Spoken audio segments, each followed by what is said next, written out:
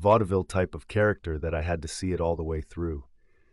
The only remotely creepy thing about the video was the white noise in the background, a sound which seemed to increase throughout the entirety of the video. "My name is Margie. You're a choice bit of calico, ain't ya? A real tomato."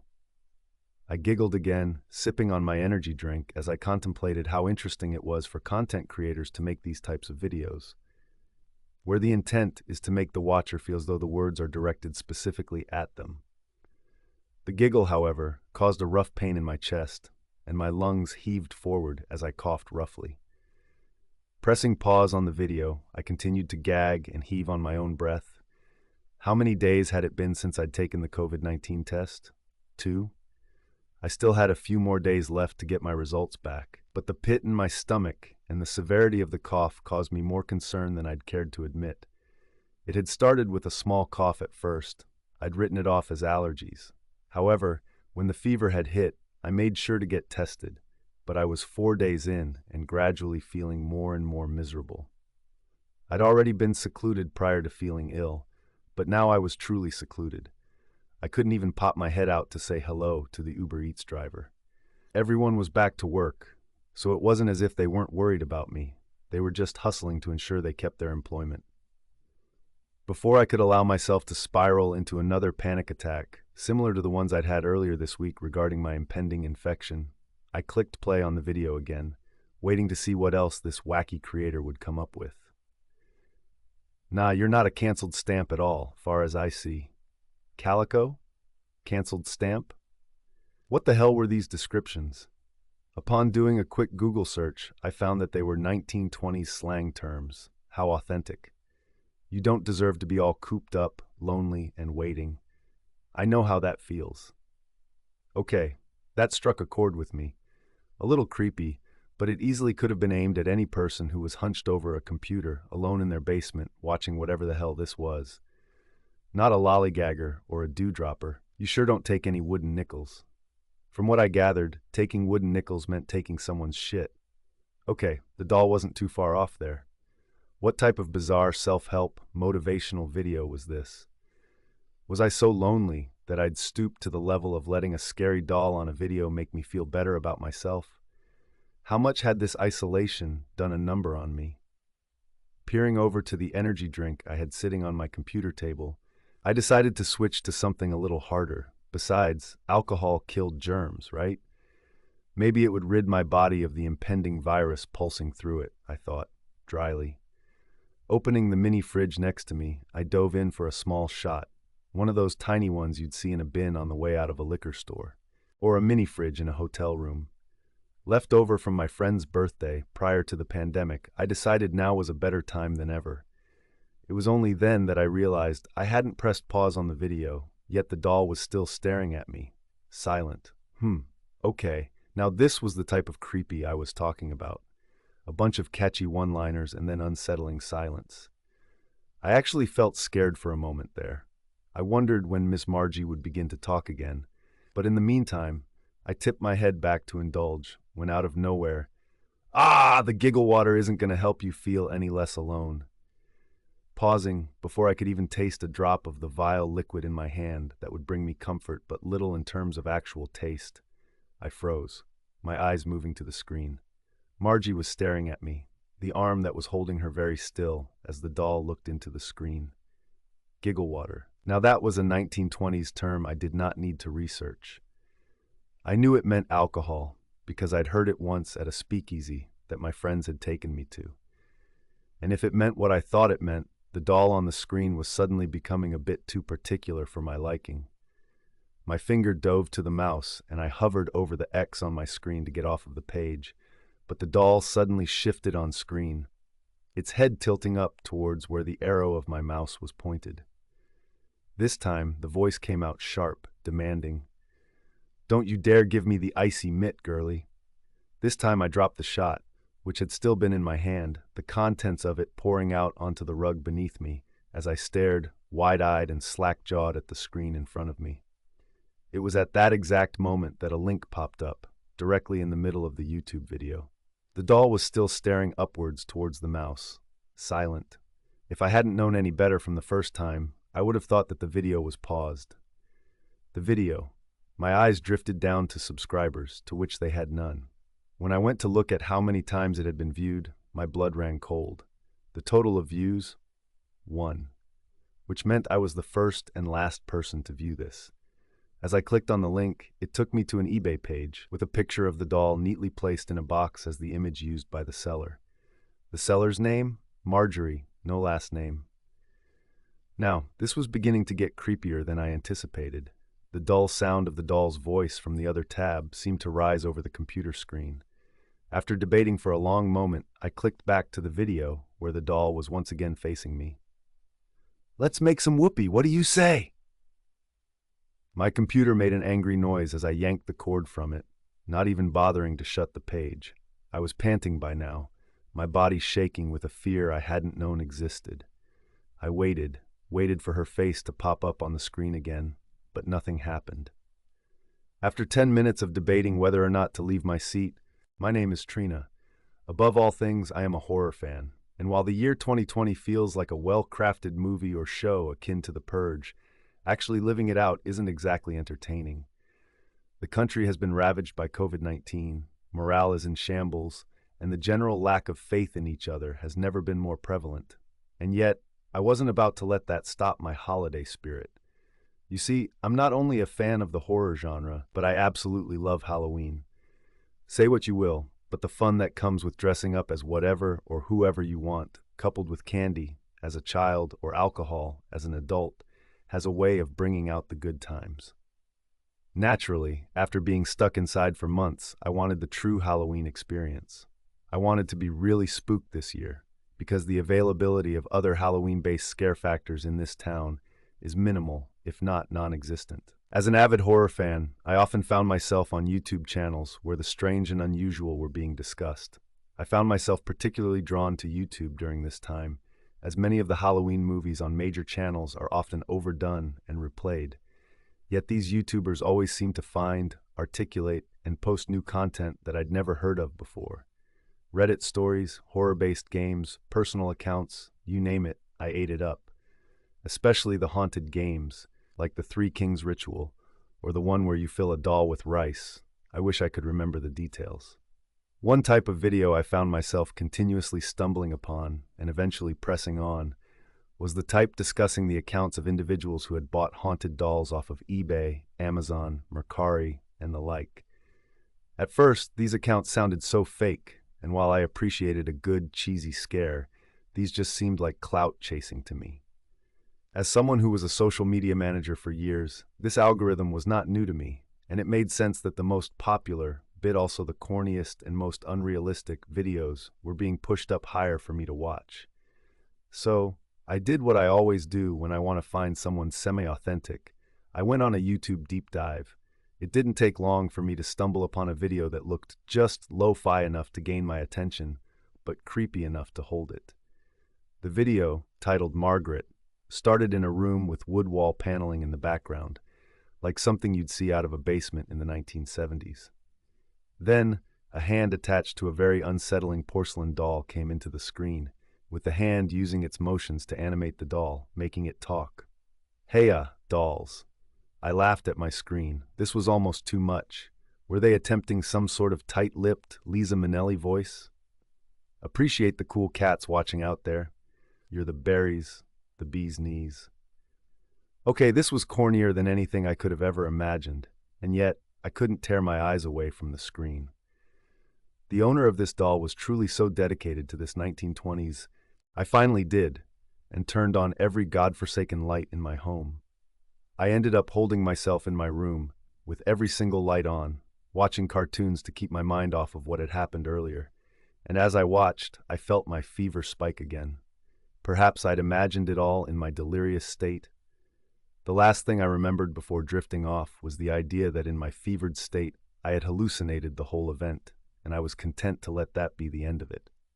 When I woke the next morning with a high temperature, it only further solidified my, honestly very shaky, belief that what I had witnessed was merely my mind warping something that was meant to be unsettling. How odd was it that a channel with no subscribers had no views? Not very. And yet, I couldn't bring myself to turn on the computer again. I coughed again, my chest rattling violently, and nodded to myself, fully trying to be convinced of the fever running the show right now. Roughly an hour after waking and showering, I heard a knock at my door. Odd, considering I hadn't ordered any food and all of my friends and family knew that I was very sick and quarantining for at least 2 weeks. Looking through the peephole, I saw no one. Cracking the door open an inch, I peered around, only for my eyes to land on a box. A get-well gift basket, perhaps? I'd never received one before. How thoughtful. Pulling the box in, I didn't even think to look at the card on top, ripping through the gift tissue to get to the bottom of its contents. If I wasn't feeling sick before, I certainly was now.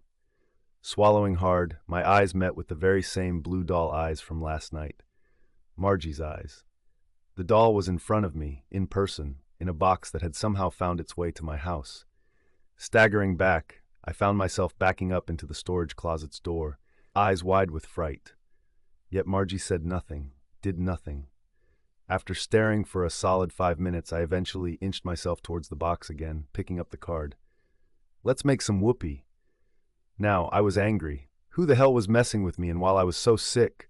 Was this some kind of dark web prank, where they'd gathered my IP address and sent this to me the next day? Picking up Margie, I held her up, but there was nothing unordinary about her. Just a porcelain doll. I continued to wait for her to talk, to threaten me. I even shook the doll a few times, but nothing came of it. Marching back down to my computer, I plugged it in and logged on to my Gmail account, attempting to trace my steps back to the video. I followed the same path, only to find absolutely nothing. Not a shred of evidence, other than the doll sitting in my foyer, that this was real. However, upon checking my email, I saw a notification.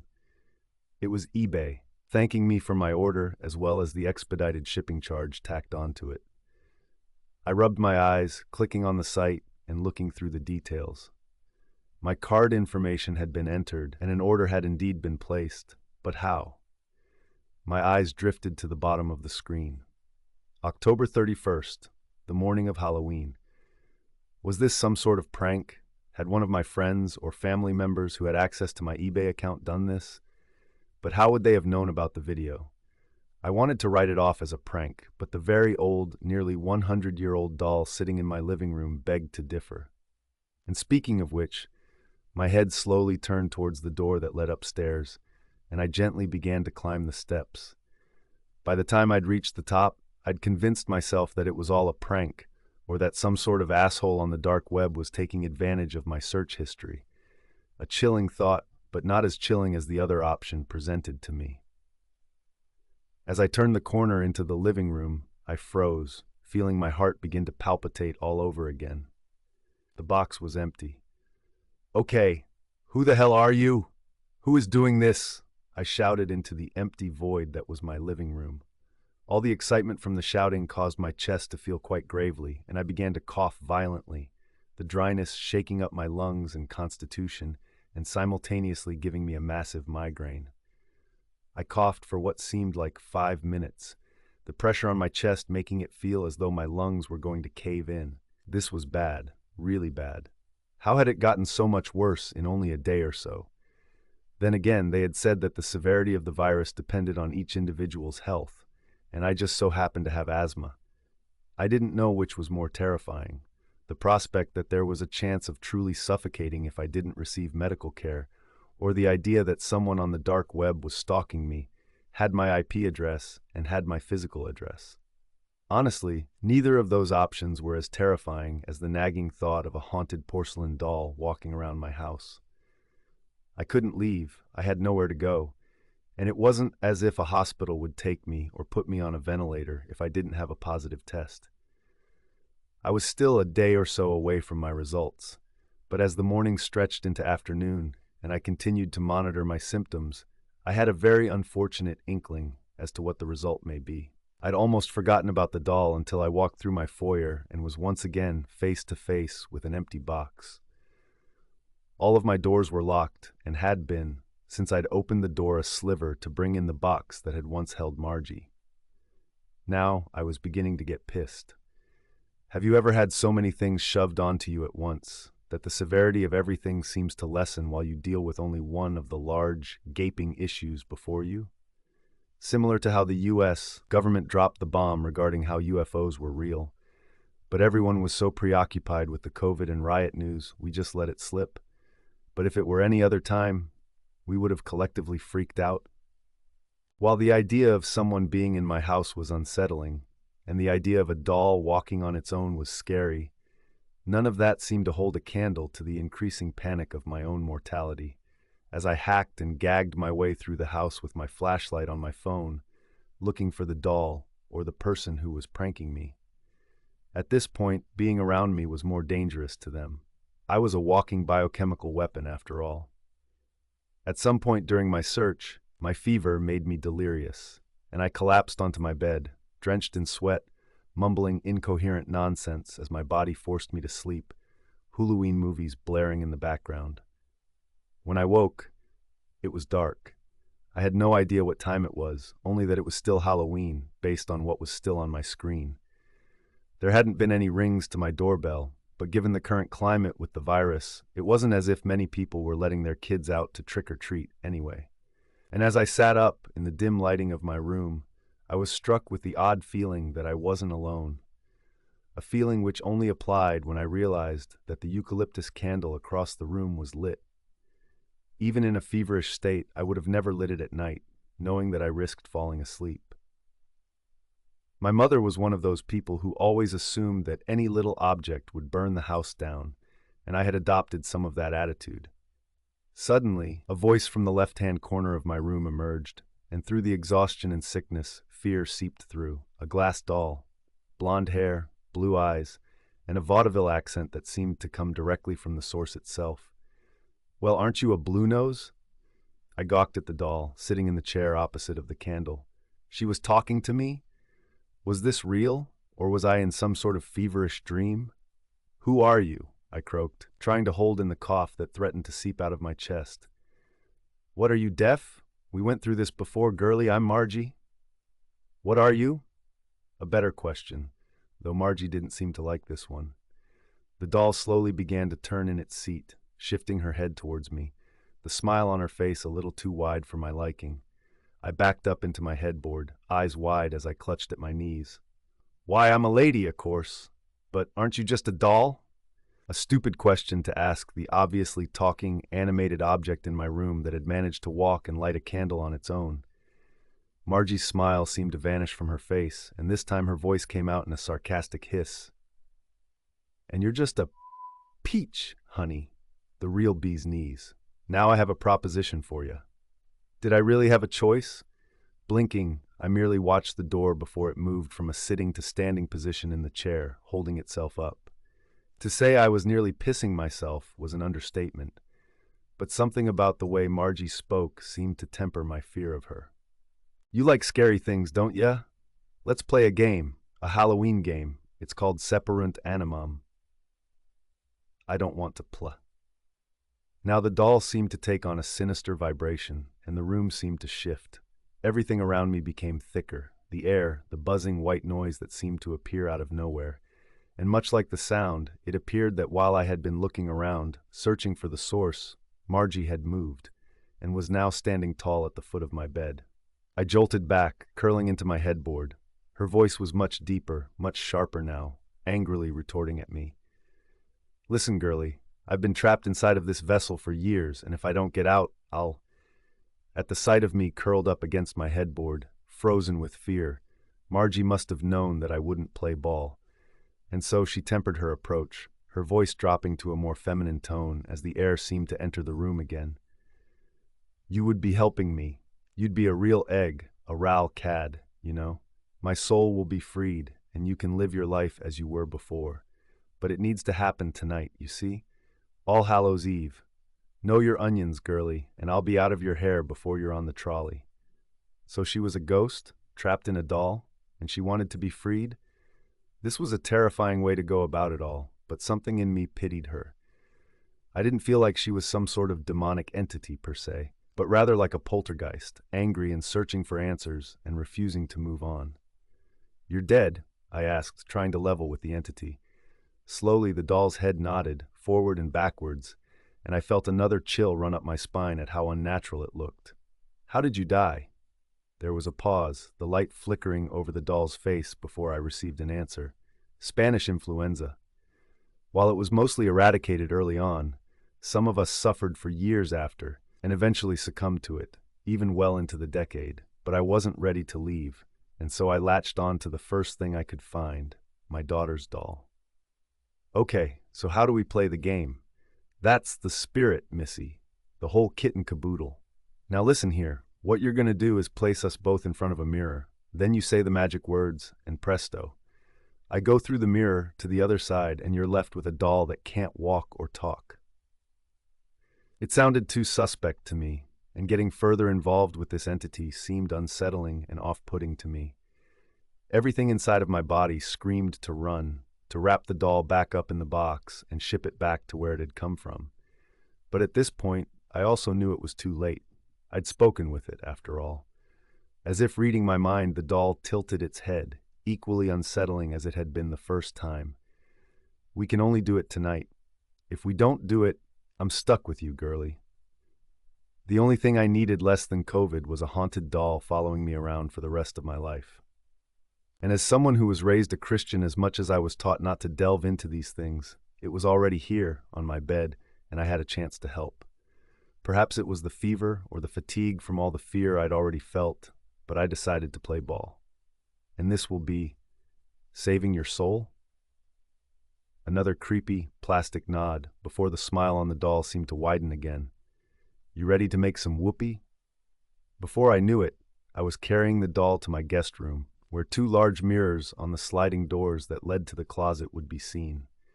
Sighing, I placed the doll down next to me, before I sat with my legs crisscrossed and looked into the mirror. I peered questioningly at the doll, as if to ask if this was the right setup, but before the words could escape me, the doll was chanting in Latin, "Corpus pro corpore."